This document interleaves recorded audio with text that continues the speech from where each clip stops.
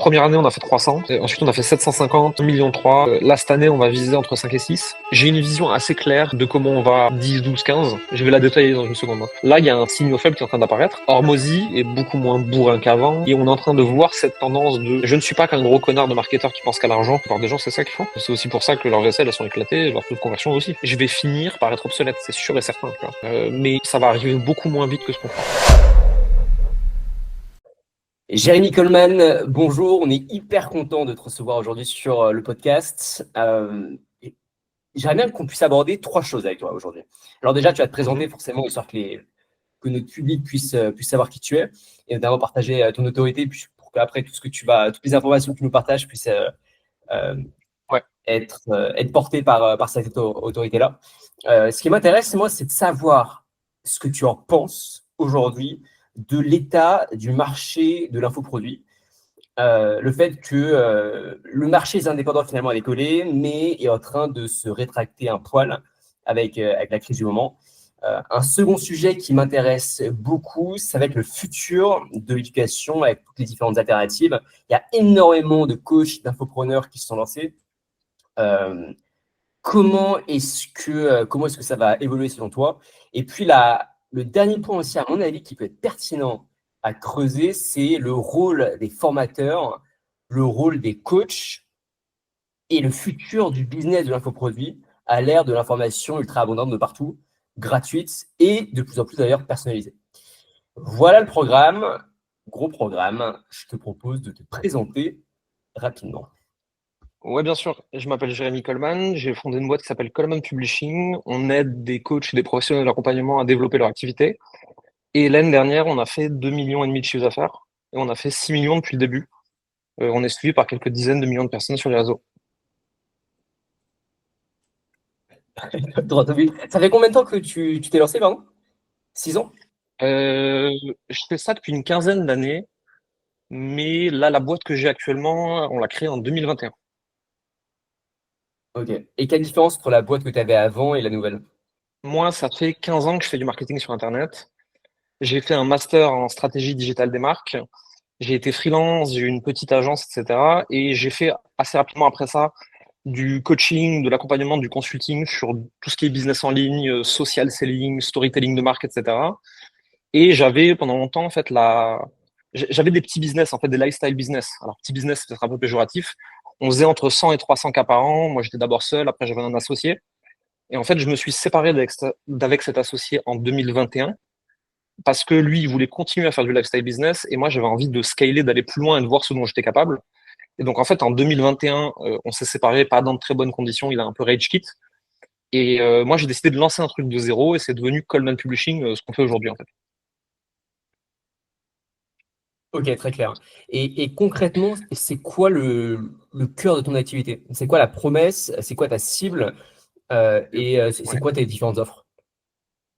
Ouais, c'est important qu'on revienne là-dessus parce que si tu veux, je peux t'expliquer ce que j'ai fait par le passé, ce que je fais aujourd'hui, soit en 5 heures parce qu'il y a de quoi raconter, soit en 5 secondes.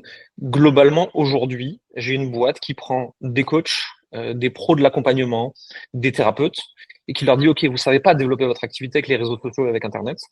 On va prendre ce que vous faites, on va le packager sous forme d'offres irrésistibles, on va vous apprendre à créer de l'audience et à attirer des prospects potentiels sur les réseaux sociaux. On va vous apprendre à vendre, que ce soit en message ou par téléphone, et on va vous aider à développer votre activité. Ça, c'est notre offre principale, qui s'appelle Fast and Slow, et on va les aider entre 0 et 8, 10, 12 000 de chiffre d'affaires mensuel. Et derrière, au-dessus, on a un mastermind où là, on va les aider à scaler en evergreen. Donc, on prend des gens qui ont déjà une offre qui marche en organique. On dit, OK, cette offre, maintenant, elle est evergreen. On va faire de l'ADS. On va faire un VSL funnel très, très simple, avec des appels derrière, etc. Et on va vous aider à scaler jusqu'à 100 000 par mois. En fait, c'est ça, on prend toute la chaîne de valeur de coachs, infopreneurs, pros de l'accompagnement qui veulent développer leur activité en ligne avec des systèmes aussi simples que possible. Pas de webinaire, pas de low ticket, pas de 5-day challenge, pas de trucs compliqués en fait.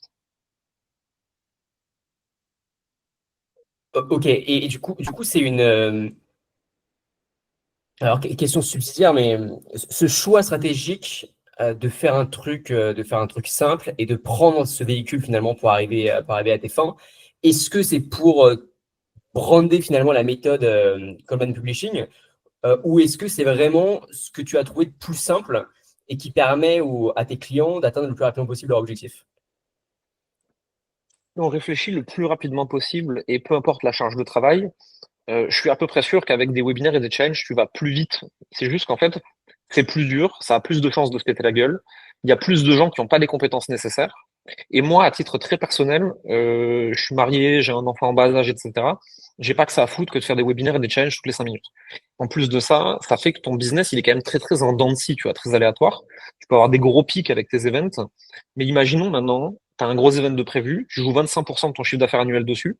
Et là, je sais pas, moi, il y a un confinement, il y a un gouvernement qui est dissous, il y a une attaque terroriste dans le pays d'à côté. C'est quoi? Je ferme ma boîte à cause d'un élément imprévisible que je comprends pas.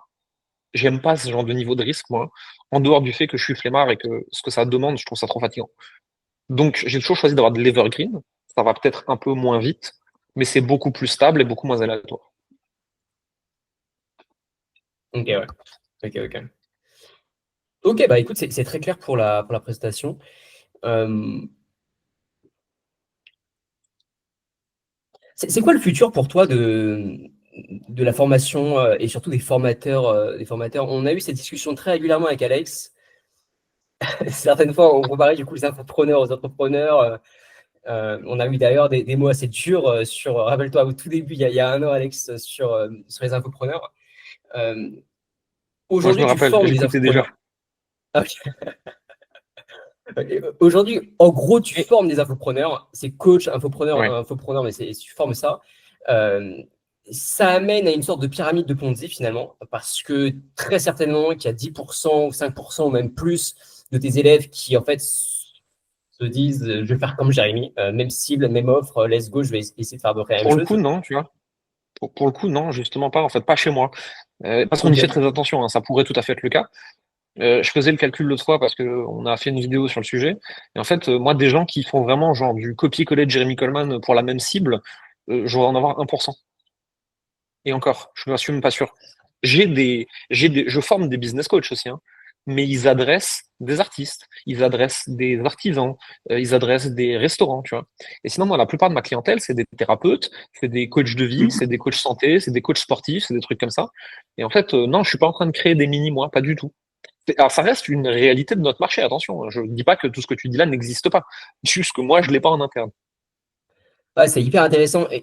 Juste pour savoir, la répartition homme-femme de tes clients, à peu près. 70% de femmes. Ouais, voilà. Je sais pas pourquoi, c'est un truc que j'ai remarqué aussi. Euh, les personnes qui accompagnent des hommes, généralement, ils ont beaucoup plus tendance à créer des copycats d'eux-mêmes. Là où un homme qui accompagne des femmes, il y a un peu moins de chances que ces femmes deviennent le copycat de Jamie Coleman. Je pense que le problème, il est à prendre dans l'autre sens, tu vois. C'est que les professions du care, du soin de l'autre à travers du coaching, de la thérapie, de la formation pour aider les autres, etc., c'est des métiers qui attirent plus les femmes. Alors que le business, make money, qui ne sont qu'un moyen de gagner de l'argent, attire plus des hommes. Et donc, si le coaching n'est qu'un moyen de gagner de l'argent et que j'ai aucune thèse personnelle sur le sujet, bah, en fait, j'ai beaucoup moins de problématiques à copier-coller mon mentor pour dupliquer ce qu'il fait, tu vois. Hmm.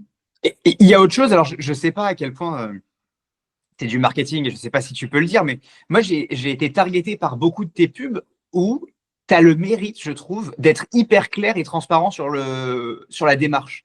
C'est-à-dire que tu désarçonnes le coup du gagner 10 000 euros, c'est facile, regardez, on claque des doigts, tout le monde le fait, si vous ne le faites pas, vous êtes un gland. Tu vois. Enfin, je Mm. schématise, hein, mais Ouais, bien sûr. et j'ai vu beaucoup de tes pubs où tu expliques que ouais, mais c'est pas si simple. Ouais, mais il y a des ratios. Ouais, mais en fait, il y a 1% des gens qui font ça, 10 qui font ça, et le reste, c'est plutôt ça. Mm. Par contre, le plutôt ça, bah, en fait, ça, c'est faisable, et ainsi de suite. Et donc, je me dis aussi que tu dois attirer peut-être une clientèle plus saine et plus consciente de la réalité Ouais. des trucs. Enfin, je sais pas si ça joue, je sais pas Ouais. si ça fait partie de la stratégie ou si c'est juste la Non, réalité. Et je j'ai trouvé vais ça te intéressant. l'expliquer. Ouais. Depuis le début, ma thèse marketing et développement commercial, c'est on va viser les réussites ordinaires. Donc en fait, on va pas prendre des gens en leur disant regarde comment faire 300 000 le mois prochain. On va prendre monsieur et madame tout et leur dire regarde comment tu fais 1000, 2000, 3000 dans 3 à 6 mois.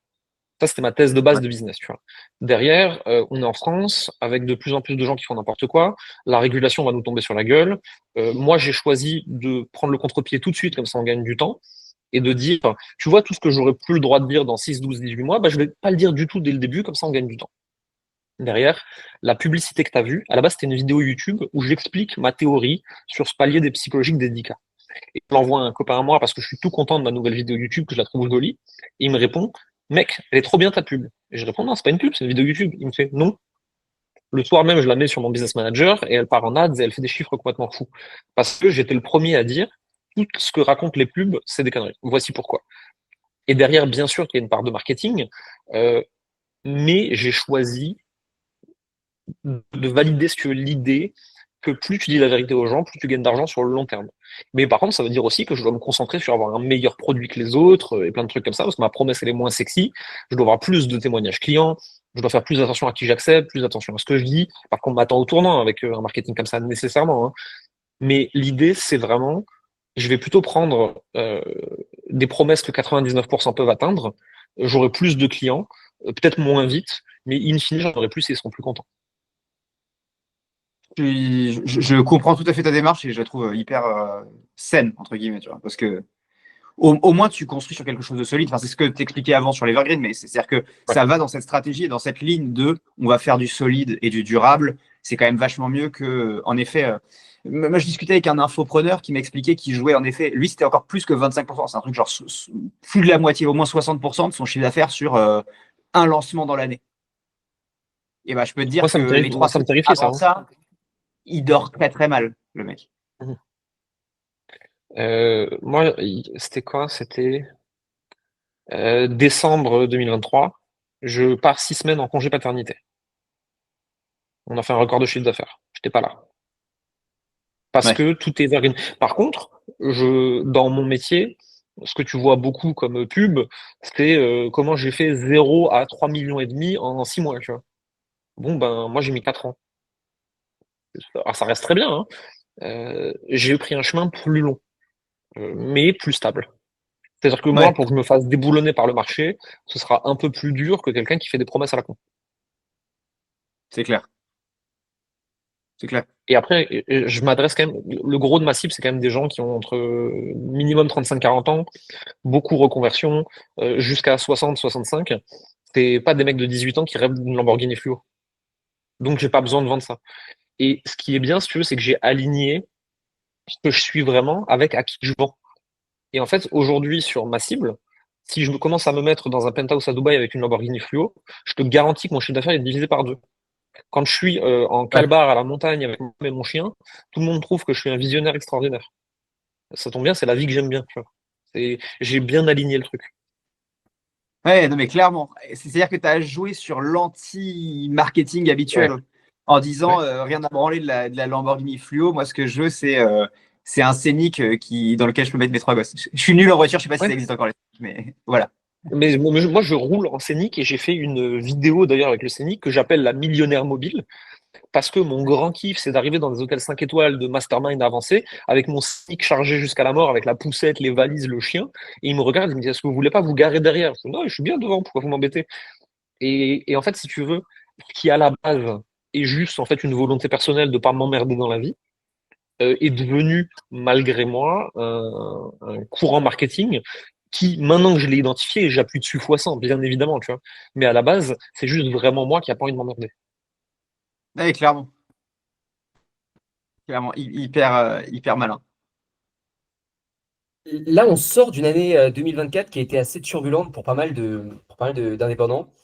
Est-ce que toi, parmi tes élèves, tu l'as également ressenti? Est-ce que tu sens une difficulté pour vendre de l'infoproduit? Est-ce que avec le développement aussi de l'IA et du fait qu'on a accès à beaucoup plus d'informations plus rapidement, et ma question en fait, c'est à quel point est-ce que la conjoncture actuelle a un impact finalement, un vrai impact sur l'économie, business en ligne, infoproduit?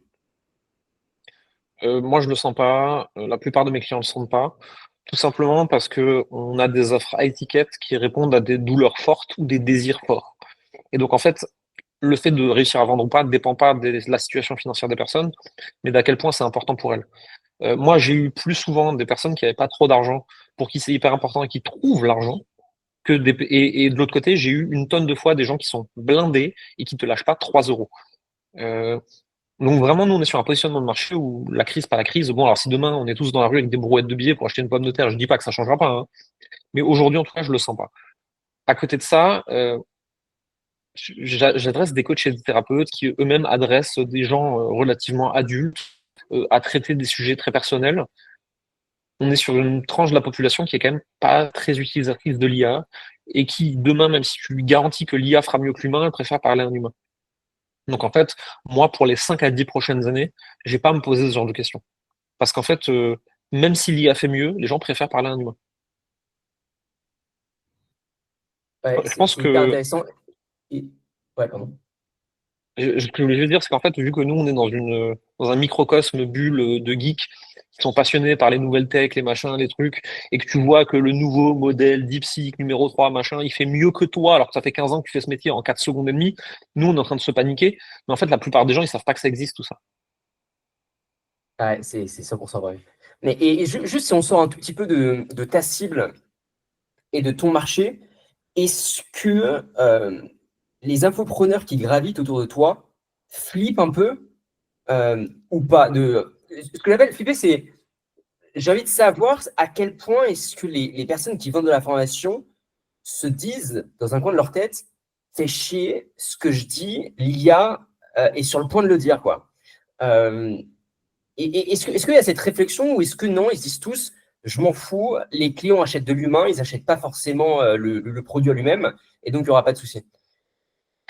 Moi, j'ai pas tellement de gens qui flippent autour de moi, parce qu'on est tous à peu près d'accord sur le truc que en fait le marché il va changer et c'est pas grave, tu vois.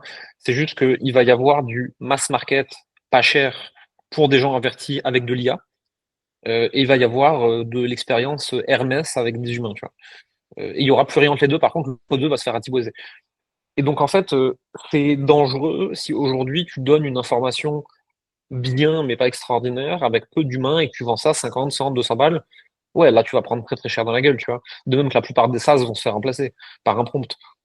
Maintenant, nous, on fait de l'humain avec énormément de personnalisation à une population qui achète ça.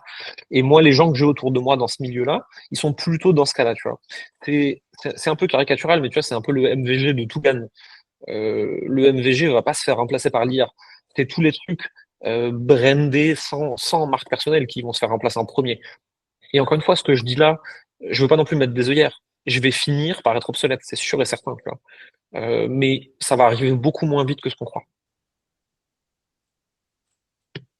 Et tous les gens que j'ai autour de moi aujourd'hui, ils sont plutôt de cet avis-là, en se disant, bah, en fait, je vais être un infopreneur augmenté par IA et je vais sûrement vendre des choses différentes aux gens parce que les gens sauront utiliser l'IA, mais derrière, la relation, elle va rester. Et du coup, comment tu vois l'évolution de ton métier? Si demain, tout le côté information devient obsolète, j'imagine que tu vas focus sur l'humain. Et de quelle manière? Alors, la personnalisation. Alors, la personnalisation. Euh, Imagine-toi maintenant, on prend n'importe quelle personne lambda, on lui donne pas d'âge, pas de sexe, rien du tout. Elle veut lancer un business sur Internet. L'IA est capable de lui dire que les trois meilleurs réseaux sociaux du moment pour avoir une approche organique, c'est Facebook, Instagram et LinkedIn. Elle est capable de lui dire qu'il faut packager une offre à étiquette. Elle est capable de lui dire de commencer en organique et de faire des ads après, etc. Tu vois. Mais les signaux faibles que moi j'accumule depuis 15 ans sur l'humain et sur les problématiques émotionnelles que l'humain va avoir, tu vois, parce que en fait, tu as eu telle éducation, parce que ton père il faisait ce métier, et donc en fait probablement que tu as ce blocage mental, et ce blocage mental il fait que quand tu vas proposer ton offre, tu vas faire cette erreur très précisément, et en faisant cette erreur, tu vas saboter à ce moment-là du follow-up, et donc il va falloir que tu compenses avec tel truc sur LinkedIn. Ta l'IA, elle est pas encore au point là-dessus, parce que pour que l'IA soit capable de faire ça, il faut que la personne elle ait conscience de ce truc-là. L'IA peut pas inventer les blocages inconscients d'un humain qui est en face. Moi, j'ai l'expérience pour les voir. Et attention, je dis pas que l'IA pourra pas le faire, encore une fois. Elle finira par le faire, c'est sûr. Mais je pense que ça va pas aller aussi vite que ce qu'on croit. Donc, en fait, ce type de personnalisation j'ai vu 500 fois, 1000 fois, 2000 fois la situation que tu es en train de m'exposer. Donc, je sais anticiper les problèmes que tu vas avoir et pourquoi tu les as. Et je sais t'envoyer vers les bons professionnels pour les régler. L'IA va pas remplacer ça tout de suite, selon moi. Est-ce que tu dirais que ta force, elle est autant dans comprendre le marketing, comprendre le business, que de comprendre la psychologie? Je pense que le marketing et le business, tout le monde est capable de le comprendre. C'est la psychologie qui est importante. C'est être capable de comprendre les humains. Parce que si tu comprends les humains, tu comprends les signaux faibles de changements de comportement sociétaux. C'est parce que je m'avale 10, 20 heures par semaine de contenu de toute la planète que je vois des changements de trend, de méta, de grandes narratives, etc.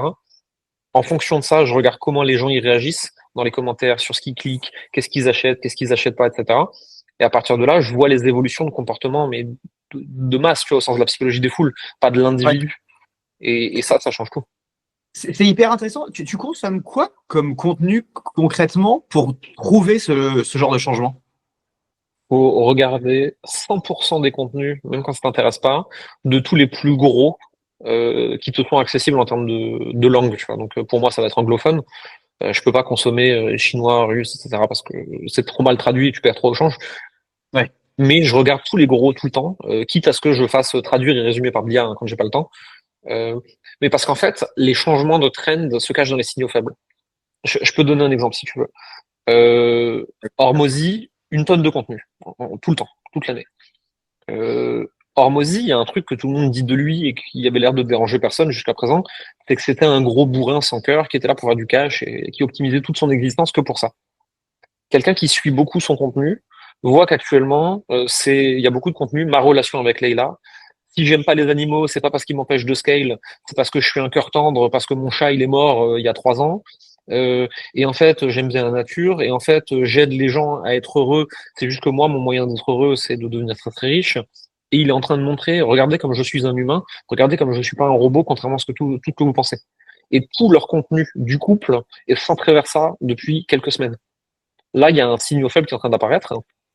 Iman Gadzhi est beaucoup moins bourrin qu'avant et il fait des contenus beaucoup plus raw où il parle de sa vie personnelle, de sa religion, de choses comme ça. Et on est en train de voir cette tendance de je ne suis pas qu'un gros connard de marketeur qui pense qu'à l'argent. Regardez que je suis un humain qui est en train d'émerger en signal faible de plus en plus. Ok. Très clair et hyper précis. Ouais. Donc on voit clairement où tu veux en venir. Nickel. Parfait pour l'exemple. Merci. Tenez les gars, moi je suis tombé là il y a quelques jours pour rebondir sur le côté psychologie et le fait que ça va avoir de plus en plus de valeur sur le nouveau projet de Sampar. Alors je sais pas si vous voyez qui c'est Sampar, c'est le fondateur Et de My First Million, GFL. Ah, c'est ça. Et le mec qui est derrière aussi My First Million, il a lancé un nouveau projet qui s'appelle Try Rosendal. Alors pour les personnes qui nous écoutent, c'est Try T-R-Y Rosendal Rosedale. Et en fait, je trouve le concept hyper smart. Tu payes 10 000 euros, 10 000 dollars, donc c'est pas donné. Et en échange, tu as des psychologues qui vont interviewer une dizaine de personnes qui t'entourent. Et donc, ça va être ta famille, tes amis, tes anciens amis, ici et là. Et puis après, il va te rédiger un rapport énorme d'une cinquantaine de pages avec qui tu es, quelle est vraiment ton ambition dans la vie, quels sont vraiment tes points forts, tes points faibles, et surtout, le plus important, comment est-ce que tu agis en société, pourquoi est-ce que tu agis comme ça en société, pourquoi est-ce que les personnes réagissent comme ça autour de toi, et les axes d'amélioration. Et en fait, la grande idée, c'est de vendre ça à des gros cadres et à des gros chefs d'entreprise. Et la grande idée derrière, c'est de dire, en fait, on se focus de plus en plus parce qu'il y a quand même une vague énorme autour de la santé mentale, autour de la psychologie, autour de en fait qui on est réellement, etc. Ça qui est en train de se développer. Et en fait, l'idée, c'est de faire du sur-mesure en fonction des individus, en allant piocher au plus profond finalement de ce qu'ils sont, on a demandé ça à leur entourage. Et puis après, de proposer des guides pratiques à leurs proches, mais aussi à leurs collaborateurs, à leurs associés, à leurs salariés, pour leur expliquer concrètement, OK, cette personne, il agit comme ça, voici pourquoi il agit comme ça, et voici comment on peut optimiser sa manière, enfin, les relations qu'on peut avoir avec lui dans le travail ou dans la vie personnelle en fonction de sa fiche. Et je trouve ça super smart. Alors, je trouve ça quand même un peu cher, mais je crois qu'il propose quand même un accompagnement ensuite de la durée. Mais ça rejoint un peu ce que tu viens de dire juste avant, c'est-à-dire que peut-être que demain, l'un des rôles des coachs et des infopreneurs, finalement, ça va être de parfaitement identifier la psychologie des clients que l'on accompagne et derrière d'en proposer un plan d'attaque qui fit parfaitement, qui sont leur pourquoi, le type de business qu'ils doivent lancer, etc. etc. C'est moi, il y a quelques années, je m'étais amusé à partir du test MBTI, tu vois, à trouver comment éditer des PDF sur comment se comporter avec un INTJ, comment se comporter avec un machin. Et selon les phases dans lesquelles j'étais, j'envoyais ça à mes proches. Genre, voici le mode d'emploi de Jérémy. Je sais pas si j'aurais payé 10 000 pour ça, mais je pense qu'il y a quand même un truc pour des personnes relativement atypiques ou surchargées, donc typiquement des chefs d'entreprise, des trucs comme ça, tu vois, de pas avoir à passer des heures et des heures et des heures à expliquer à tout le monde autour d'eux comment est-ce qu'il faut leur parler et comment est-ce qu'ils fonctionnent dans leur cerveau, tu vois. C'est non, je suis pas un connard, c'est juste que j'ai pas le contrat social sur tel truc.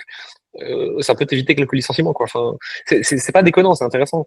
Mais dans tous les cas, je pense qu'on va vers une ère où le relationnel, la psychologie, la compréhension profonde de l'humain aura plus de valeur que le savoir marketing. Et en fait, la psychologie du consommateur aura plus d'intérêt que les techniques de vente.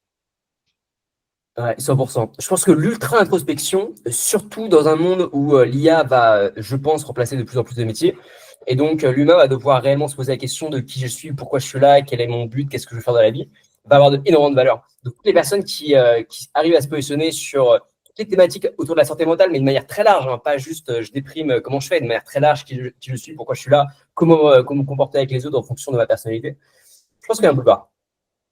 Hmm. Ok, je te propose d'enchaîner euh, sur ta vision, ton ambition, et ensuite ça nous permettra de parler des différentes évolutions possibles des business d'infoproduits. Donc Ouais. aujourd'hui, tu fais 2-3 millions par an de chiffre d'affaires. C'est quoi ton Ouais, objectif? 2,5 millions sur l'année dernière. On vise. Enfin, si tu veux, je t'en fais le truc. Première année, on a fait 300, c'était pas une année complète.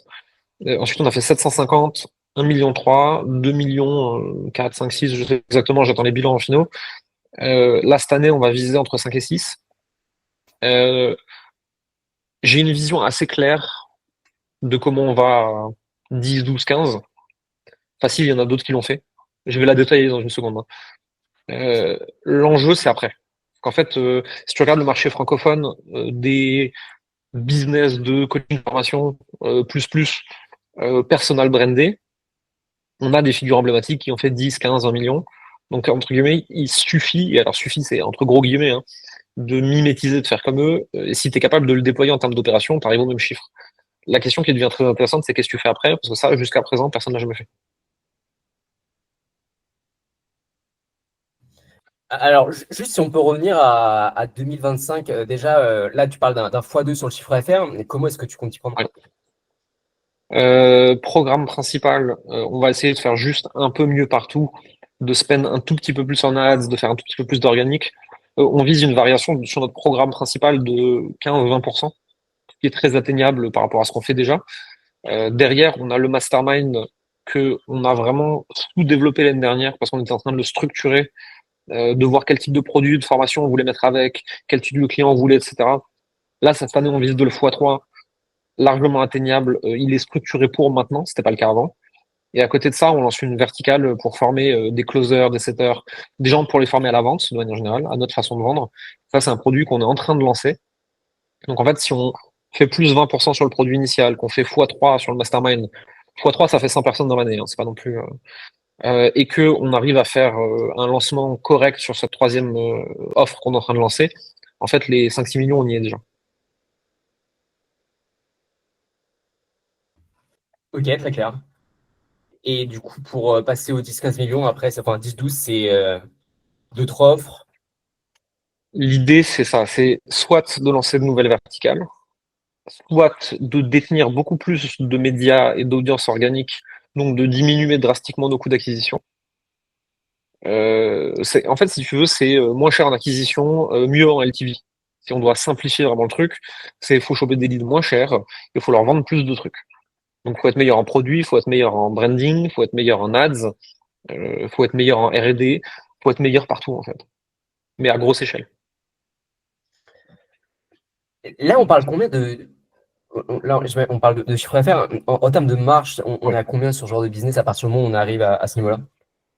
Alors, ça dépend de plein de trucs. Je vais te donner ma marge, hein, j'ai pas de souci avec ça, mais juste un peu de contexte avant. Déjà, les gens sur Internet qui vous disent je fais tant de marge, la moitié mente, l'autre moitié parle en adjusted, EBITDA. Enfin, il y a quand même beaucoup de conneries là-dessus. Nous, aujourd'hui, en EBITDA, on fait autour de 20 à 25% annuel. Et on vise de rester à peu près dans ces clous-là. On pourrait, en faisant un peu moins d'invest, faire un peu plus, mais on est en France, tu vois, avec l'impôt sur les sociétés, donc on se ferait rétamer la gueule. Euh, En phase d'hypercroissance, on a des périodes où on a fait un peu moins, on était plus proche de 15, mais je trouvais ça un peu tendu. Moi, j'estime que sur notre type de boîte et notre type de croissance, autour de 20 points d'EBITDA, c'est bien. Ok. En France. Et en face de ça, tu mets quoi comme charge? Je suppose, des employés. Enfin, comment tu as organisé la boîte? J'ai une trentaine de personnes qui sont à 99% des contracteurs et des agences. Et Ok. on est 3 CDI dans la boîte. Parce que je ne veux que des entrepreneurs pour coacher des entrepreneurs. Et en plus de ça, j'ai pas envie de m'emmerder avec les complexités administratives françaises, des CDI, etc. Derrière, j'ai des dépenses d'ADS, j'ai des dépenses de formation, consulting, coaching pour moi et pour mes équipes. On investit beaucoup là-dedans. Ouais. On a à peu près 100 cas de charges événementielles annuelles. Les salaires, les impôts, tu vois, t'évites sur des burns avec le variable inclus de 150, 200, 250. Hein. Ouais, Tu ouais, mets bien tout ça sûr. mis bout à bout. Ok, ok. Et ouais. Et donc, en fait, tu n'as que 3 CDI qui, je suppose, sont toi et tes associés, en gros. J'ai pas d'associé, c'est des CDI, c'est moi, ma femme, qui est responsable Customer Care, et la coordinatrice Customer Care, enfin maintenant ça s'appelle CSM chez nous, parce que c'est la femme d'un ami d'enfance, que je la connais depuis des années, et que j'ai aucun problème à la mettre en CDI. Ok, ouais. Donc, tu as vachement bien optimisé le truc de manière à pas avoir trop d'attaches en cas de problème ou de pouvoir changer des gens facilement. C'est important de se dire, tu fais quand même un métier qui peut changer demain matin, j'en sais rien, tu vois, en vrai. Euh, il faut que je puisse downsize 80 à 90% de mes charges en une semaine, si demain il fallait. Alors ça veut dire que je passerai un très très très très mauvais moment puisque je devrais tout faire tout seul, y compris accompagner mes clients, gérer mes social media, tout. Mais c'est faisable. Ce serait atroce, mais c'est faisable. Et donc en fait, en cas de vrai gros pépin ou de besoin de pivoter, tu vois, ce qui c'est tout à fait possible, hein, soit pour une question existentielle, soit par une nécessité de marché, ben, en fait je peux le faire. Ouais. Et tes freelances, ils sont full-time avec toi ou alors Non, tu non. es OK avec le fait qu'ils bossent avec Non, d'autres? Ok. non, ils sont pas full-time. T'as pas le droit d'avoir des freelances full-time, à moins qu'ils aient une SARL. Hein, mais des freelances full-time, c'est interdit, c'est salariat déguisé. Nous, ils ont tous des trucs à côté et on les encourage à en avoir, en fait. Ok. Et toi aujourd'hui, c'est quoi ton regard là-dessus? Parce que là, donc, tu as on va dire un métier qui te permet de faire ça. Si demain, tu avais une boîte qui était plus tradie, tu essaierais quand même de répliquer ce modèle ou enfin, ou tu ferais, Ah, c'est tu prendrais des salariés classiques, machin.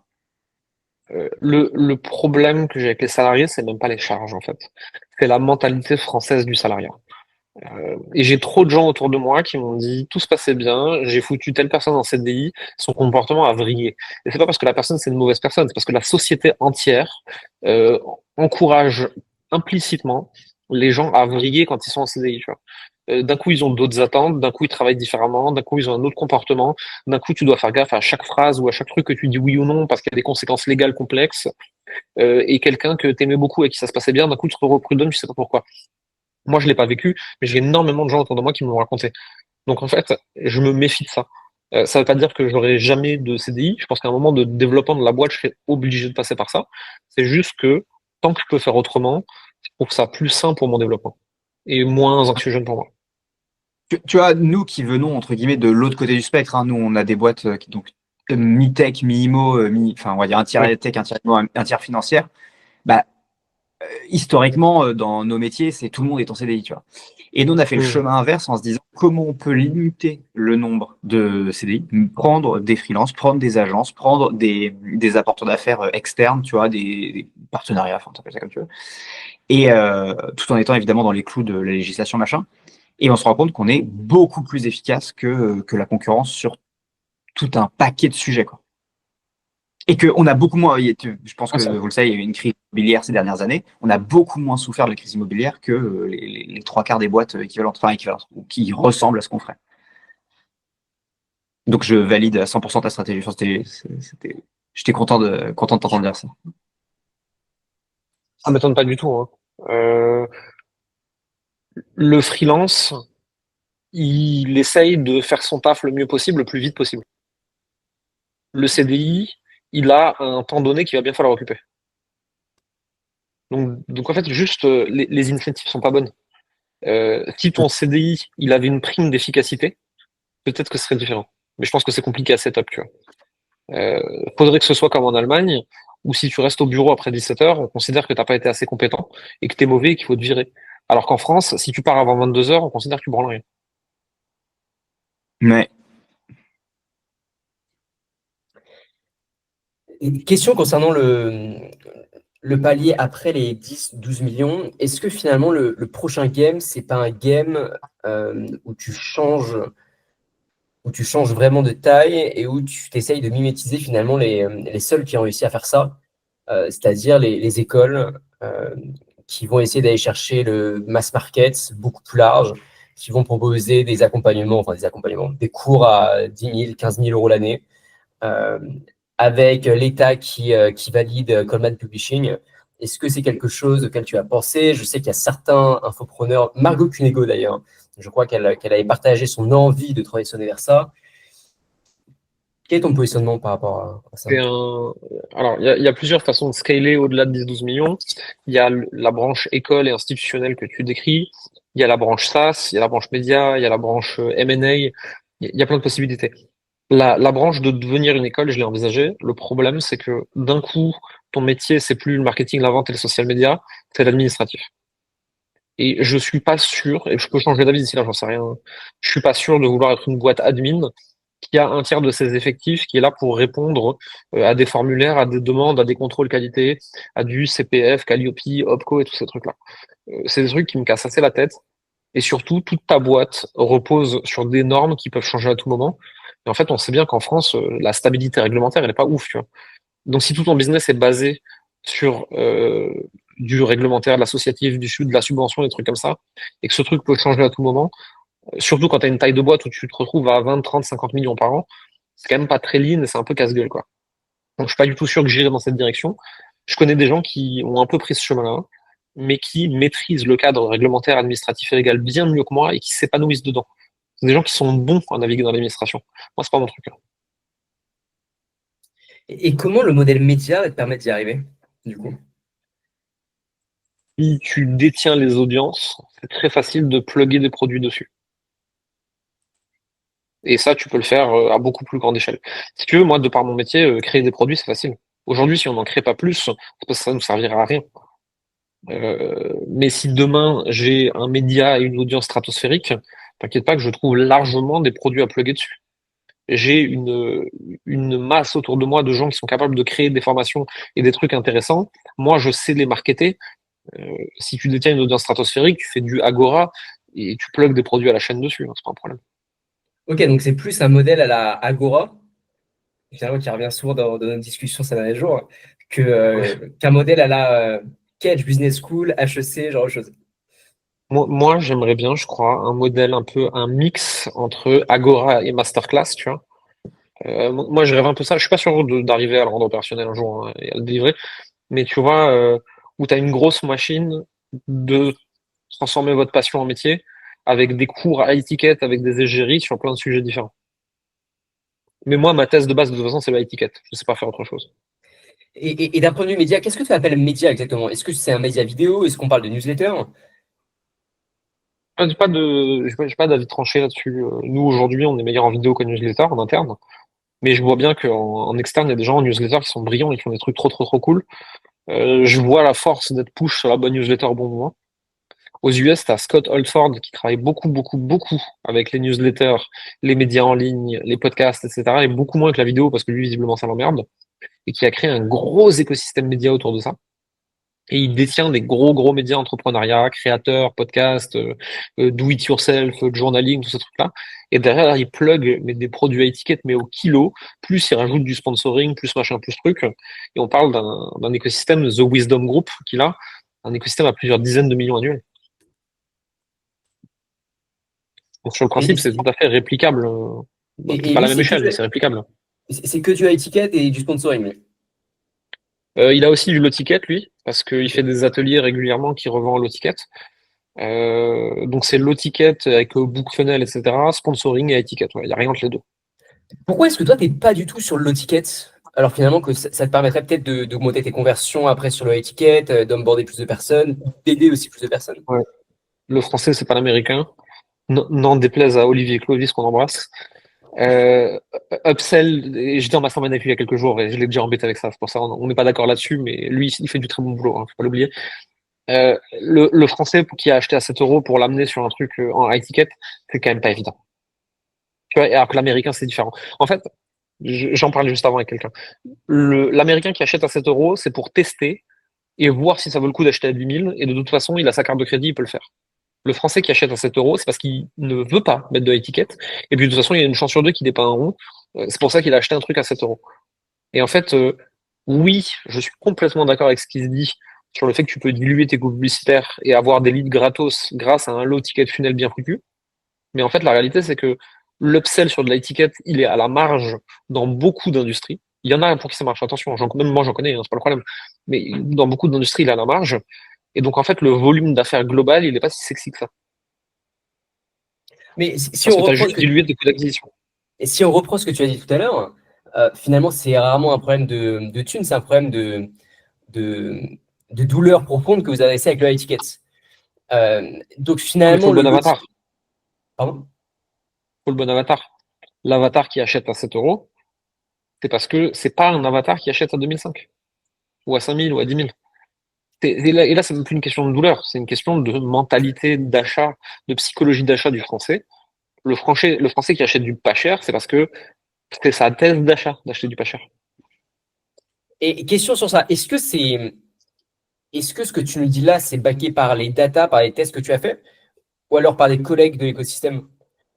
Les deux. Alors, de toute façon, c'est hautement biaisé par mon opinion personnelle, hein. Donc, je sais qu'il y a d'autres gens pour qui ça marche. Moi, mes tests que j'ai faits et les tests que j'ai vus, ça donne les conclusions que j'ai. Ça ne veut pas dire que c'est les seules conclusions valables. C'est ce que je veux dire, c'est surtout que je trouve que le niveau de complexité marketing et business pour faire fonctionner ce truc-là bien et à grande échelle, ça vaut pas le coup. Il y a des façons plus simples de faire. C'est ça mon idée en fait. C'est un lead funnel où tu vois, c'est lead magnet, VSL, vers un call, vers un produit à étiquette. Je trouve ça plus simple à déployer que de mettre un lot ticket à l'entrée. Très clair. Alex, tu veux rebondir dessus?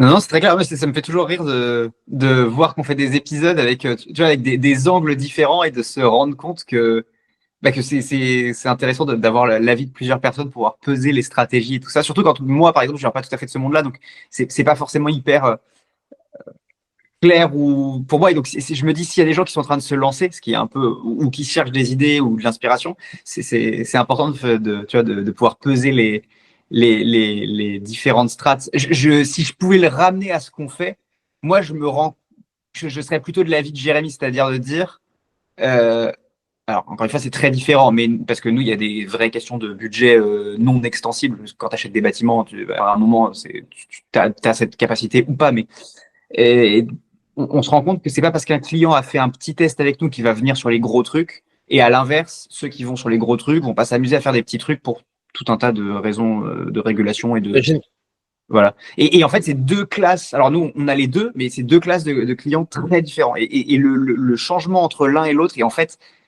ça arrive, mais hyper rare. Il y a très peu de porosité.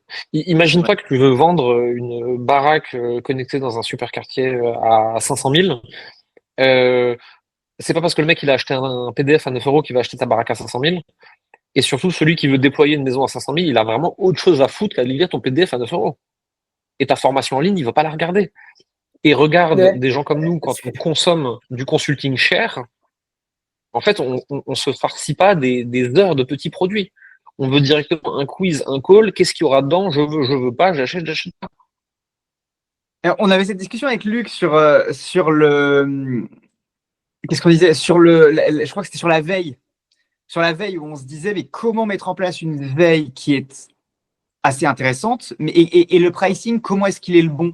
Et je disais à Luc, mais moi, si le pricing, il est 10 euros, je me dis il y a un truc, tu vois, on ne pourra pas pouvoir m'amener assez de valeur par rapport à ce que je cherche pour 10 euros. Pour 10 euros, j'ai forcément un Ouais. collègue qui a l'info ou un truc comme ça, que j'ai déjà payé. Exactement. Et donc, en fait, c'est pas tant que je vais pas l'acheter parce que j'en ai pas les moyens, c'est que je ne vais pas l'acheter parce que je ne vois pas la valeur ajoutée, donc je vais juste pas prendre le temps de prendre ma carte, la mettre le code, voir le truc, prendre le temps de le lire, ou peut-être que sur 15 pages, j'aurai pas de ce que je cherche. Et en fait, la psychologie là-dessus, je suis d'accord avec toi, elle n'est pas toujours mathématique. C'est pas, c'est moins cher, donc ça marche. C'est si demain tu veux comprendre la philosophie d'un Tai Lopez, imaginons que tu as les moyens. Qu'est-ce que tu fais? Tu achètes son 67 steps et tu te farcis 18 heures de contenu, ou tu bookes 30 minutes de call avec lui pour qu'il te dise la même chose? Ouais, tu bookes 30 minutes de call. Parce que enfin, je sais pas comment tu le vois, mais parce que ton temps, il est, Voilà. en fait, c'est la question, c'est à combien tu rémunères ton temps. J'exagère un poil, mais ça pourrait être Ouais, ça. non, mais c'est un peu ça l'idée. Et pour la plupart des gens, d'après, je pense qu'il y a un distinguo B2B, B2C qui est peut-être encore un peu différent. Mais en tout cas, en B2B, si je cherche une réponse, je passe pas par le truc pas cher. C'est pas que ça à foutre. Hmm. En Luc, je crois que tu B2C, il doit y avoir un travail d'éducation. la En nuance. fait, ouais, juste petite nuance, et peut-être que je dis n'importe quoi, mais euh, alors deux choses. Déjà, il y a, il y a cette histoire d'autorité et de confiance. Euh, bon, tu prends un appel. Imaginons que moi, je te connaissais pas du tout, Jérémy. J'ai besoin de faire décoller mon activité. Je vois une pub de toi. Je tombe sur un closer et il me dit, je sais pas vraiment combien tu prices la chose, mais c'est 2000 euros. Ok, ok, Non, c'est non, 2000 t'achètes euros. pas. Mais Pas à du tout. l'inverse, si T'achètes j'ai un pas. problème, si j'ai un problème très spécifique du type, putain, fais chier, mes conversions, ça marche pas, quoi. Et que tu me vois un programme, un petit truc à 7 euros, et que je sais, parce que je te vois quelquefois que tu dis des choses intéressantes, et donc je sais qu'il va y avoir de la valeur, je le prends, je me dis, waouh, tout ça pour 7 euros, c'est dingue, ok, maintenant, je ne me pose plus la question, j'achète le truc à 2000. Et la Mm. seconde chose, donc ça, c'est d'un point de vue autorité et confiance, et la seconde chose, c'est que euh, on est quand même bombardé, moi, sur toutes les ads que je vois le même funnel à chaque fois. C'est book un call, mec. Et puis après, je sais que je vais avoir un closer. Et le mec, il va essayer de me baratiner. Et puis voilà. Il y a un peu le côté, bon, on va nous la mettre à l'envers, mais bon, c'est OK, maintenant on connaît le truc. Là où, peut-être aussi c'est une question finalement de conjoncture, mais dans la conjoncture actuelle, j'ai l'impression qu'il y a plus de personnes qui font du Calendly book un call high ticket que des personnes qui disent, attendez, il n'y a pas de call, il y a une promesse, on vous délivre un produit qui répond à cette promesse. Et puis après, une fois que vous avez résolu cette problématique, on pourra aller plus loin après si vous voulez, mais déjà, on résout cette problématique. Donc voilà, c'est ces deux choses. Il y a le côté autorité que je pense le low ticket amène plus sur du froid. Attention, hein, si c'est un trafic tiède chaud, c'est un peu différent, mais sur du froid, le low ticket est quand même assez intéressant. Et ensuite, il y a le côté vu et revu du Calendly Closer High Ticket qui peut déchauffer. Je pense que dans l'équation, tu oublies, selon moi, le fait que c'est pas pub, Calendly, closer, la con. C'est pub, VSL de valeur. Nous, on a carrément appelé ça EV funnel, hein, éducationnel vidéo. En fait, c'est une VSL où tu as 95% de value et 5% de pitch. Donc déjà, cette VSL, elle t'apporte énormément de choses. Elle est déjà en train normalement de te débloquer des trucs dans la tête. Derrière, tu as un call avec un gars. Nous, c'est systématiquement en deux calls. Donc le premier call, il n'y a rien à acheter. Le premier call, on identifie ton problème, on te donne des pistes de solutions, on te dit ce qu'on a déjà vu, on te dit ce qu'on comprend de ce que tu fais, de où t'en es. Et derrière, avant même le deuxième call où là, on va pitcher, on va t'envoyer des ressources qui résolvent déjà une partie de ton problème. Et là, tu arrives au pitch, tu t'es déjà mangé 5 heures de valeur de notre part. Et là, tu peux être pitché dans des bonnes conditions. Parce Bah, qu'on t'a déjà prouvé ce qu'on était capable de faire. tu vois, dit comme ça, je comprends beaucoup mieux. Mais dans mon cerveau, de manière automatique, et je pense que c'est une erreur, je vois une VSL, je me dis, OK, ça va être 40 minutes de vente, je regarde pas, je me tire. Mais parce que tu as raison, la plupart des gens, c'est ça qu'ils font. Mais c'est aussi pour ça que leurs vaisselles, elles sont éclatées, leurs taux de conversion aussi. Ouais, pas faux. C'est bon, on a l'intro du podcast. Non, mais c'est vrai pour la plupart des vaisselles, tu vois. Et je pense qu'en vrai, alors, il y a des erreurs sur le marché, mais les gens sont en train de comprendre de plus en plus. Tu as deux types de vaisselle. Tu as 10 minutes, tu as problème, j'ai solution, voici comment, appelle, achète. Et t'as vu ma gueule passer, tu te dis que, a priori, de loin, comme ça, dans la nuit, j'ai l'air pas trop bête. Maintenant, il va falloir que tu me le prouves en me donnant 40 minutes de valeur. Parce que de toute façon, sinon, il est hors de question que je t'appelle. J'ai déjà eu 12 closers avant toi, je les supporte plus. Moi, je suis dans une sophistication de marché où on n'est plus sur problem aware, solution aware. On est sur market aware. C'est-à-dire que les gens qui nous appellent, la moitié, pas tous, hein, mais la moitié, ils connaissent le marché mieux que moi. Ils ont eu tous mes concurrents au téléphone, ils ont déjà fait 3 accompagnements avant. Ils peuvent déjà me dire pourquoi ils n'ont pas aimé, pourquoi ils ont aimé et ce qu'ils veulent maintenant. Donc en fait, on est obligé de démontrer énormément de valeur et d'avoir un produit qui répond énormément à leurs attentes parce que sinon, ils n'achètent plus. Ouais, hyper intéressant. Tout à l'heure, tu as dit qu'il y avait 3 manières de scaler au-delà des 10-12 millions. Il y a le média, il y a le côté administratif et il y Ouais, a le SaaS. Bon, tu as retenu ouais. le média. Pourquoi pas le SaaS du coup? Je sais pas si je le ferai ou pas. À l'heure actuelle, et c'est pas faute de me poser la question, j'ai rien trouvé qui ferait du sens avec le reste de mon écosystème et qui n'existe pas déjà en mieux ou en acceptable. Plus le fait que l'IA est en train de changer tellement vite le monde du SaaS. Et le monde du SaaS, c'est un business model qui est tellement dur que pour l'instant, j'approche pas. Ça veut pas dire que j'irai jamais, j'aimerais beaucoup. Pour l'instant, j'approche pas. J'ai pas les reins, j'ai pas l'idée, et l'environnement est en train de changer trop vite. Là, je suis assez d'accord. Je pense que là, on se rend pas compte de la bataille qui est en train de se mener. J'ai encore testé une app il y a 2 jours où tu peux maintenant créer des apps, d'autres apps et des SaaS par IA directement sur ton téléphone. Tu sais, on a testé Lovable, Luc, il y a quelques semaines.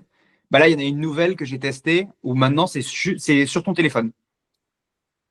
Et alors, j'ai fait le test jusqu'au bout, puisqu'on avait une problématique. On est en train de développer un truc pour une question de process en interne de la boîte, enfin, de process, enfin, on va dire une app de relation client, truc tout con. Et en vrai, j'ai refait l'app qu'on avait faite on va dire 70% de l'app qu'on avait faite, je l'ai refaite en 10 minutes. Et je pense que j'exagère un peu à la hausse le temps que j'ai mis. Parce que j'ai Et, dû comprendre comment fonctionnait l'app. vous aviez payé ça combien de base? L'app originale?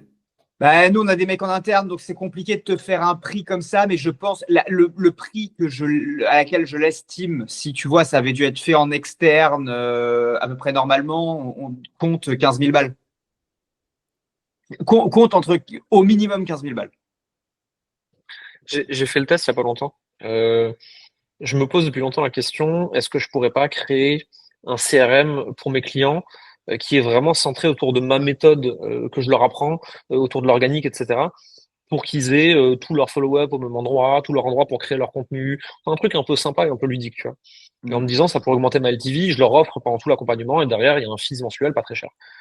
Je vais jamais approcher ça parce que le marché il est pas gigantesque et parce que les coûts de développement seraient trop élevés par rapport à ce que ça rapporterait. J'ai trouvé des trucs en IA qui codent des apps. Il m'a fait toute l'architecture et 50% du truc en littéralement 5 minutes. Ouais, c'est ça. C'est ça. C'est-à-dire qu'on est passé on fait du code, c'est compliqué, c'est ça qui a de la valeur, à déjà, on lance du no-code. Déjà, avec le no-code, il y a tout le monde qui a commencé, même s'il y avait des problèmes, des trucs qui n'étaient pas hyper opti, machin, on a commencé déjà, pour les trucs simples, à destroy un peu de valeur. Et là, maintenant, entre les assistants, genre copilote, machin, qui t'aident à coder quand tu as un seul développeur, il fait le travail de 5, plus le fait que maintenant, il y a carrément des apps qui le font tout seul, plus des bouts de no-code s'il faut. Enfin bref, tu mets tout ça bout à bout et en fait, tu es venu attaquer une valeur qui était. Moi, je me souviens, il y a quelques années, j'étais en école de commerce avec Luc. Et en gros, le grand thème, c'était ouais, il faut que tout le monde apprenne à coder, y compris les mecs en finance, machin. Tout le monde doit savoir coder. Parce que c'est la compétence du 21e siècle, tu vois, des phrases à la con comme ça. Et, en gros, les métiers techniques, donc les écoles d'ingénieurs et tout, sont beaucoup plus valuables que les écoles de commerce. Bon, schéma qui a existé depuis, on va dire, une quinzaine d'années et qui, quand moi j'y étais, était vraiment au paroxysme. Et maintenant, je vois de plus en plus d'écoles d'ingénieurs qui commencent à dire, ouais, on va mettre quand même des cours pour que les mecs commencent à comprendre l'humain et tout en école d'ingénieur, tu vois, les accompagner et ainsi de suite, parce que en fait, il y a une partie de leur job qui commence à être attaquée. Et c'est hyper intéressant de voir ce changement, enfin, cette espèce de shift où tu te dis, bah, en fait, finalement, c'est là où la valeur, elle reste, c'est l'humain, c'est le savoir-faire, c'est la stratégie, c'est comment on se lance, comment on met en place des trucs, comment on gère les autres, et beaucoup moins comment on dev un SaaS, puisque aujourd'hui, dev un SaaS, je pense que dans 2 ans, ça n'a plus de valeur. C'est zéro. Mais c'est comme, on a un truc qui nous arrive sur la gueule très très vite, très très fort, hein. Jusqu'à présent, les Américains qui en marketing, business en ligne, tout ça sont bien plus forts que nous, ne venaient pas sur l'Europe francophone, hispanophone, etc. Parce que marché trop petit, ils pourraient le prendre en claquant des doigts, mais s'ils doivent déployer 10 millions pour un marché qui en fait 5, ça n'a aucun intérêt. Mais en fait, avec l'IA, avec les IA génératives notamment, avec les trucs, les traductions, les machins, et en fait, pour déployer sur la France, ça va leur coûter 50 000. Et d'un coup, même si c'est un marché qui a 5 millions, bah, ils en ont plus rien à foutre, puisqu'ils ont mis que 50 000. Donc, il n'y a plus de dilution de leurs efforts. Ça leur coûte rien d'aller déployer. Donc, ils vont pouvoir aller chercher tous les petits marchés. Et nous, on va se retrouver en concurrence avec des mecs vachement plus gros que nous, hein. Ouais, c'est ça. Ouais, tout à fait. Est-ce que ça a commencé ou pas? Parce que je crois que Yomi Denzel avait voulu attaquer le marché américain, enfin, faire l'inverse tout simplement. Il avait, je crois qu'il l'a totalement arrêté. Est-ce que tu vois des Américains commencer à arriver sur le marché français? Sur le marché français, non, parce que ils n'arrivent pas à comprendre la psychologie d'achat des Français. Donc, ils se font à chaque fois défoncer. Bah, Le français est quand même un peu on chiant. a une barrière à l'entrée encore plus forte que la langue. C'est ça. Par contre, sur le marché hispanique, oui. Scott Oldford a trouvé un relais hispanophone pour déployer tout ce qu'il avait et son capital sur toute l'Amérique du Sud, Espagne, etc. Ça, je l'ai vu faire. Euh, Après, tu as, dans le sens inverse, tu as Alexandre Cormon qui a déployé avec des partenaires, attention à chaque fois, son business autour de la séduction il fait du coaching en amour pour les femmes sur plein de pays. J'ai plus les pays en tête, mais il en a fait beaucoup. Si ça vous Avec intéresse de l'IA, ça? chercher. Non, lui, il l'a fait à l'ancienne. Ouais. Alors Ouais, maintenant, il le fait sur Maclia. Il en avait parlé dans un podcast avec Stan Leloup à l'époque sur Marketing ouais, Mania. Il y a peut-être moyen de retrouver. Mais on voit quand même des gens qui trouvent les bons process pour déployer en international. Les Américains commencent à se rapprocher de l'Europe. C'est juste que pour l'instant, les irréductibles gaulois, ils n'ont pas encore compris comment ça acheter. Et puis le gaulois moyen, il est chiant, quoi. Ça, c'est Astérix, quoi. Et Astérix, il voit Tony Robbins arriver, il fait, ça sent la secte, ça. Moi, je vais plutôt acheter de la philosophie. Donc, les Américains n'ont pas encore compris, mais demain, et demain, c'est peut-être que dans 5 ans, j'en sais rien, tu vois. Demain, l'IA sera capable de comprendre comment fonctionne le français moyen, et là, on sera défoncé. question pour toi. Finalement, aujourd'hui, ce qui a le plus de valeur, bah, c'est la distribution. On voit que toute la partie technique, le coût de développement, comme Alex, tu viens de le dire, sont en train de diminuer et tomber à zéro.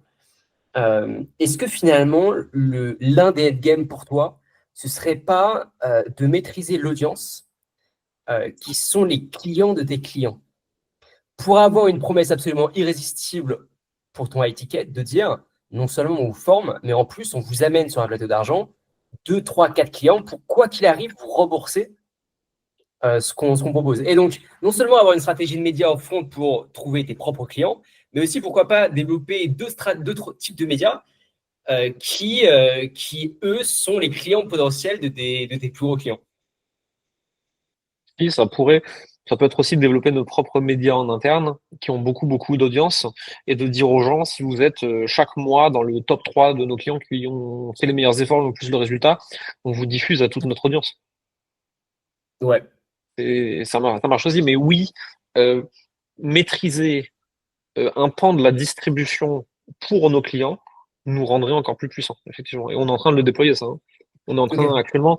Et d'ailleurs, tout a été déclenché par une discussion qu'on a eue au sein du sanctuaire, hein, où je t'expliquais que je réfléchissais à faire des médias autour de certains métiers pour voir comment me positionner, et où on s'est rendu compte qu'en termes de recherche SEO, il n'y avait pas assez de trucs. Ok, très bien, ben, en fait, rien à foutre. On a ma chaîne personnelle, on a la chaîne de Rachid sur la vente, on a développé Brain and Bullshit pour parler de marketing avancé avec Xerius, on a développé Parole de coach avec un coach qui est un des meilleurs aujourd'hui en France, en Égérie, pour parler de coaching. Et on est en train de développer des médias vidéo comme ça un peu partout sur plein de thématiques, ce qui nous permet de détenir l'audience au sens large. Et on est difficile à déboulonner là-dessus parce qu'en fait, on déploie énormément de budget en fait, pour arriver à faire tous ces trucs-là. Et donc, on crée une barrière à l'entrée. Ouais, c'est hyper intéressant. Parce qu'à partir du moment où tu maîtrises tout l'écosystème, bon, bah, game over, quoi. Je veux dire, tu C'est as ça. une offre qui surpasse tout. C'est, vous donnez client chez moi, quoi qu'il arrive, à partir du moment où vous allez jusqu'au bout du programme, par exemple, quoi qu'il arrive, on vous amène de quoi rembourser le programme. Et plus Mm. encore, c'est affinité. Et puis même derrière, après, ça peut être un cercle vertueux hyper intéressant parce que tu peux aussi proposer des shoots de visibilité de tes clients qui ont fait de l'argent grâce aux clients que tu leur as amenés pour ensuite leur amener plus de clients. Ouais. Ça crée des enjeux réglementaires après en France entre ce que tu as le droit de dire, ce que tu as le droit de promettre, ce que tu as le droit de faire, de pas faire, etc. Et encore une fois, tu vois, c'est touchy de naviguer dans ces sujets-là en France. Donc, faut faire super attention. Moi, je pense que le disclaimer sur ceci n'est pas un conseil d'investissement, je l'ai appris par cœur avec le temps, hein. Mais sans promettre des trucs que t'as pas le droit de promettre en tant que Français, en tant que boîte française réglementée en France, tu peux quand même montrer aux gens que il y a des intérêts, tu vois. C'est comme si maintenant, demain, n'importe quelle école de commerce, et dans mes souvenirs, elles le font, tu vois. C'est si vous êtes majeur de promo, on va vous mettre en avant auprès de telle boîte partenaire, telle boîte partenaire, telle boîte partenaire. Vous êtes quasi assuré de trouver un job dans une des meilleures boîtes avec un bon salaire de départ. Je ne vous le garantis pas au moment où vous payez vos frais d'entrée, mais bon, les stats disent qu'on l'a fait. Ouais, exactement. C'est de la preuve sociale mathématique, quoi. Ouais, c'est ça. Ouais, hyper intéressant. J'ai pas d'autres questions. Je sais pas si Alex, tu veux rebondir sur quelque chose. Non, franchement, c'était hyper intéressant. Enfin, moi, j'ai pas vu passer le temps. Mais non, je sais pas si Jérémy, tu as un truc à rajouter pour finir. Enfin, est-ce que une fulgurance, un truc où tu te dis c'est sûr l'avenir, c'est ça, comme on fait d'habitude. Je peux essayer un truc si vous voulez, qui me taraude un peu depuis un moment. C'est vraiment l'avenir de nos métiers, tu vois. Et je pense qu'il va se scinder dans trois directions. Il y a une partie qui va être très administratif, centre de formation, école New Age, nouveau type d'école validé par l'État, administratif, etc. On va avoir au milieu des experts métiers qui font de la formation métier et rien d'autre. C'est ce que moi je fais, hein. Je forme au marketing des classes de métiers très particulières. Et on aura de l'autre côté des jeunes qui sont dans ce qu'on appelle vraiment du business opportunity. Tu vois. Apprends un nouveau métier et gagne tes premiers 1 000 euros. C'est juste que je pense que tout ça, les promesses vont descendre et on va avoir beaucoup d'intelligence artificielle qui va s'en mêler. Et je pense que ça va être les trois grosses directions, tu vois. Si on va avoir deux mastodontes et un troisième truc plus agile, le truc plus agile va promettre moins et le reste va se stabiliser. On voit de toute façon une professionnalisation du marché de la formation, du coaching, etc. Et ce que je pense que les gens comprennent mal, c'est que on n'est pas sur un marché en croissance parce que le pays est en croissance. On sait très bien que la France est en décroissance aujourd'hui. Mais par contre, on est en train d'absorber toute une part des flux financiers des écoles.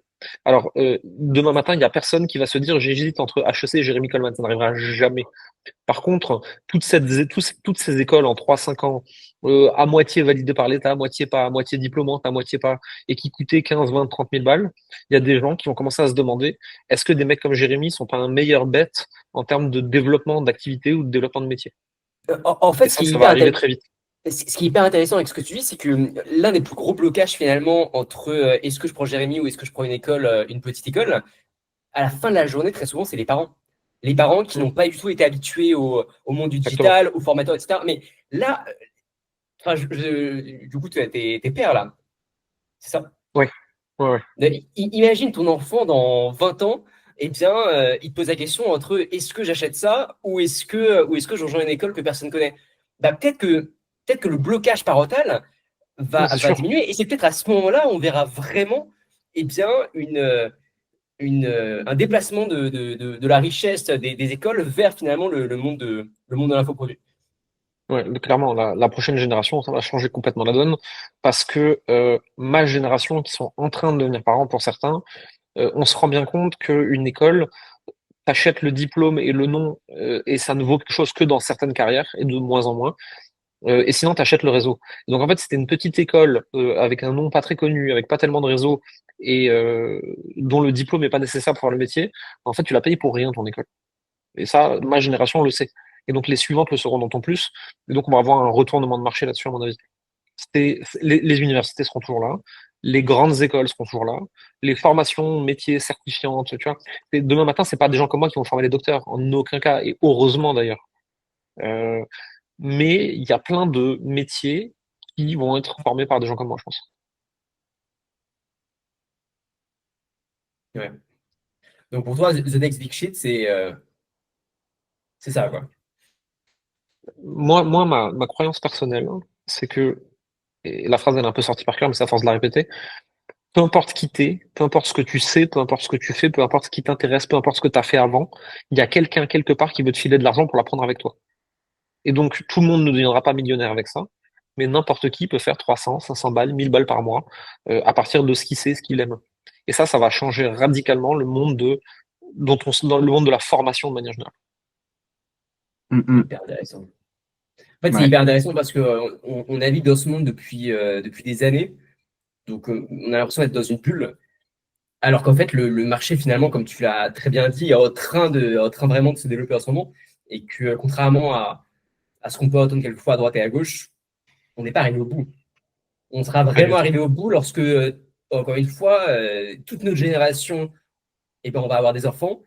Et nous, on connaîtra justement la plus-value de la formation en ligne, quel que soit le type de formation en ligne, versus ce que peuvent nous apporter les écoles de commerce ou certaines facs ou d'autres types de formations qui sont plus drivées, enfin, structurées par l'État.